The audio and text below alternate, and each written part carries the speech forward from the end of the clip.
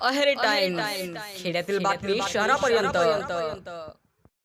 अहेरी चेरपल्ली गावांना जोडणाऱ्या नाल्यावर प्रधानमंत्री ग्रामसडक योजना PMGSY अंतर्गत उभारण्यात आलेल्या नव्या पुलाच्या उद्घाटनापूर्वीच अतिमुसळधार पावसामुळे पुलाच्या कठड्यांचा काही भाग पुराच्या पाण्यात वाहून गेले आहे.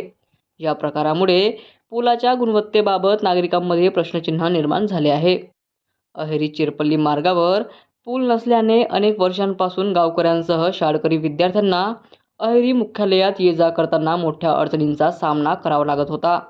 नागरिकांची ही समस्या लक्षात घेऊन प्रशासनाने प्रधानमंत्री ग्रामसडक योजना अंतर्गत अहेरी चेरपल्ली पुसुकपल्ली मार्गावरील नाल्यावर सुमारे 140 मीटर लांबीच्या बुडीत पुलाचे बांधकाम हाती घेतले.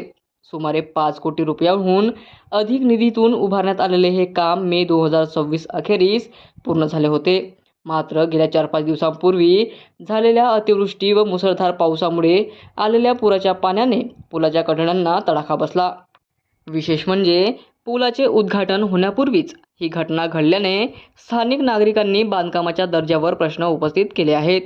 यावर प्रधानमंत्री ग्रामसडक योजना PMGSY अहेरी विभाग कनिष्ठ अभियंता नाना बोम्मावार यांची प्रतिक्रिया घेतल्यावर ते म्हणतात, अहेरी चेरपल्ली पुसुकपल्ली मार्गावरील पुलाचे कठडे अतिमुसळधार पावसामुळे पाण्याच्या प्रवाहात वाहून गेल्याची माहिती मिळाली आहे. संबंधित कामाचे कंत्राट VB बोम्मावार यांच्याकडे असून या कामाचा दोष निवारण कालावधी 5 वर्षांचा आहे. त्यामुळे पाणी ओसरल्यानंतर तात्काळ दुरुस्ती करण्याच्या सूचना संबंधित कंत्राटदाराला देण्यात आल्या आहेत.